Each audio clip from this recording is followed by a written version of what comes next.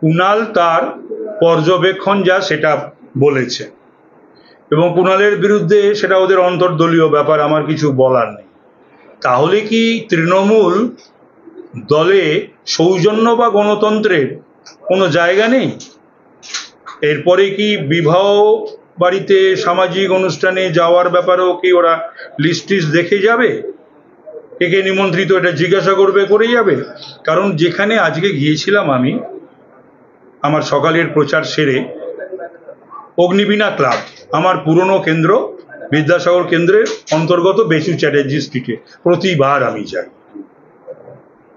প্রতিবারই ওরা নিমন্ত্রণ করে যায়। এবং কাকে ওরা নিমন্ত্রণ করবে করবে না সেটা তো আমি ঠিক করে দেবো না একটা ক্লাবের ইনভাইটি লিস্ট।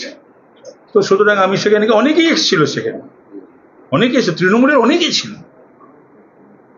আবার কংগ্রেসেরও ছিল, বিজেপিরও ছিল, খোঁজ নিলে দেখা যাবে আরো অন্য দলের ছিল। এখন গণতন্ত্রের কথা বলবো, সৌজন্যের কথা বলবো, অথচ সেখানে সত্য কথাটি বলা যাবে না। সুতরাং ওইখানে যে কথাটা বলেছিল তার মানে গত পুরসভার ইলেকশনে তো রিগিং হয়েছে, তো নাহলে এই সংখ্যায় পুরো প্রতিনিধি যাওয়ার কথা নাকি? হোক না এখনই আবার নির্বাচন। গত লোকসভায় নির্বাচনে আমি ছিলাম না, আমি করিনি, আমি জানি না, তথাপি আমি পরবর্তীকালে যে রিপোর্ট পেয়েছি এবং এখন আমি এই 56 দিন বিজেপি যোগদানের পরে আমি যা যা খবর পাচ্ছি তাতে তো যা নয় তাই হয়েছে। Pre poll, post poll, violence, ইলেকশনের দিনে মানে একেবারে ঢালাও প্রক্সি, সেগুলো হবে না। গণতন্ত্রের কথা বলবো, আর পুলিশের সাহায্য নিয়ে, দুষ্কৃতীদের সাহায্য নিয়ে কাউন্সিলর হব, এমএলএ হব, এমপি হব, না, মানুষ যাকে চাইবে সে যাবে, এই কথা কুণাল বলেছে। এবং কুণাল তো দলের কথাও তো বলবার বলেছে ওখানে। আমার তো কোনোটাই সেরকম কিছু মনে হয়নি। আমি ওখানে থাকলে যদি কেউ অন্য কারোর প্রশংসা করতো আমার কিছু যেতে আসতো না। এটাতে সংকীর্ণতাকেই লিফট করানো হচ্ছে, প্রমোট করানো হচ্ছে, এইটুকুনি আমি বলতে পারি। এবং ঘটনা হলো আবার কান্নাকাটি করেছে, যেভাবে আমি প্রেসিডেন্ট হওয়ার পর কান্নাকাটি করেছিল, করে প্রেসিডেন্ট পদটা ফিরে পেয়েছিল, এবারও বোধহয় নিশ্চয়ই মমতা ব্যানার্জির কাছে কান্নাকাটি করেছে, মেসেজ টেসেজ করেছে। কিন্তু কথা হলো একটা জানতে হবে যে এই মমতা ব্যানার্জিও কিন্তু সুদীপ বন্দ্যোপাধ্যায়কে তাড়িয়ে দিয়েছিল, 6 বছরের জন্য সাসপেন্ড করেছিল। তখন তিনি অনেক আকথা কুকথা মমতা ব্যানার্জির বিরুদ্ধে, দলের বিরুদ্ধে বলেছিলেন, যেটাও সারা জীবন ধরেই বলে আসেন, এখনো বলেন। এমন কোনো দলের নেতা, মন্ত্রী, এমএলএ আছে যার বিরুদ্ধে উনি বলেন না? এক। দুই হচ্ছে 6 বছর 6 মাস দলটা টিকবে কিনা কিনা একথা তো ওই বলেছি।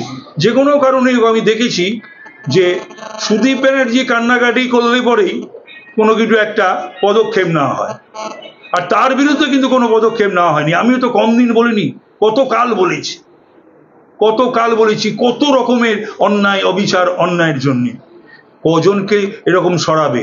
উত্তর কলকাতায় এরকম ভুরি ভুরি সুদীপ বিরোধী তৃণমূল দলে সকলের ওপর অন্যায় করেছে, অত্যাচার করেছে।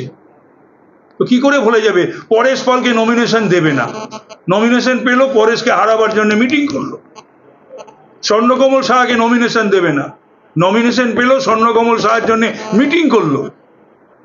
খ্যাক করে এসে 2 মাস 10 দিন জেল খাটছে ছেলেটা, আর প্রতিদিন বাড়িতে বসে খ্যাক করে হেসে সুদীপ ব্যানার্জি মজা নিত, আনন্দ উপভোগ করত এই কুণাল যখন জেলে ছিল।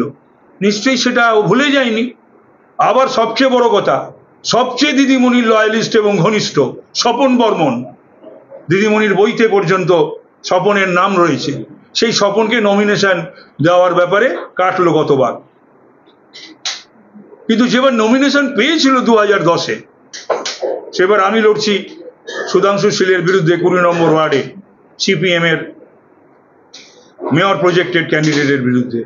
বাড়িতে 4 জনকে ডেকে, বলে দেবো নামগুলো, 4 জনকে ডেকে মিটিং করে বলেননি যে স্বপন বর্মনকে যে করেই হোক হারাতে হবে। দল কিন্তু এত কিছু করার পরও সুদীপ ব্যানার্জির বিরুদ্ধে কোনো ব্যবস্থা নেয় না। এবার মানুষ উত্তর কলকাতার সুদীপ ব্যানার্জির বিরুদ্ধে ব্যবস্থা নিতে চলেছে। তৃণমূল দলে তাহলে ধরে নিতে হবে সৌজন্য এবং গণতন্ত্র নেই, এক।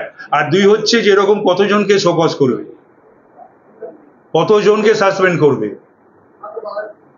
সুদীপ ব্যানার্জিকে প্রোটেক্ট করতে গিয়ে উত্তর কলকাতার তো দলটা অবস্থা কি সেটা কারুর অজানা নয়।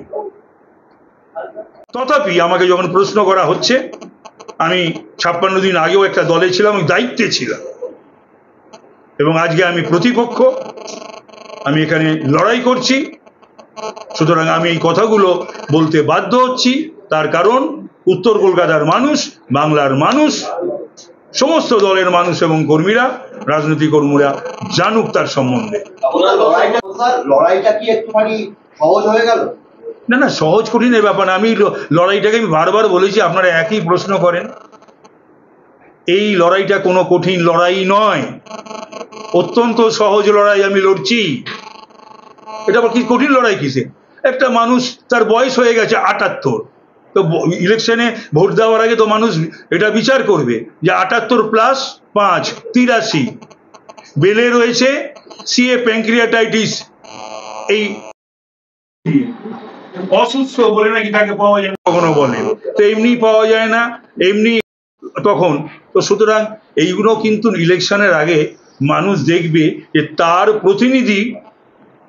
প্রতিনিধি সুস্বাস্থ্যের অধিকারী কিনা, ছোটাছুটি করতে পারছে কিনা, দৌড়াদৌড়ি করতে পারবে কিনা, এবং প্রায়শই দিল্লি আসা যাওয়া করতে পারবে কিনা। তার পারফরমেন্সটা তো বিচার হবে, যে কি পারফর্ম করেছে গত 5 বছর বা 10 বছর, কি পারফর্ম করেছে। এমপিদের টাকা খরচা করতে পারেনি 10 বছর, 5-5-10 দুবারে পারফর্ম করতে পারেনি, এবং কোন মুখে সে বড় বড় লেকচার দেয় যে বাংলা নিয়ে বা উত্তর কলকাতার মানুষের জন্য 2টো নয়, 3টে নয়, 4টে নয়, একটা প্রশ্ন পার্লামেন্টে করেনি।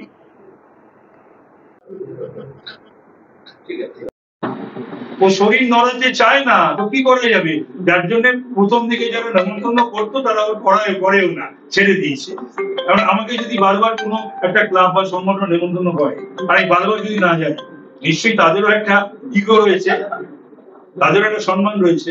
সুতরাং তারা কি করবে? তারা আমাকে পরবর্তীকালে নেমন্তন্ন করবে।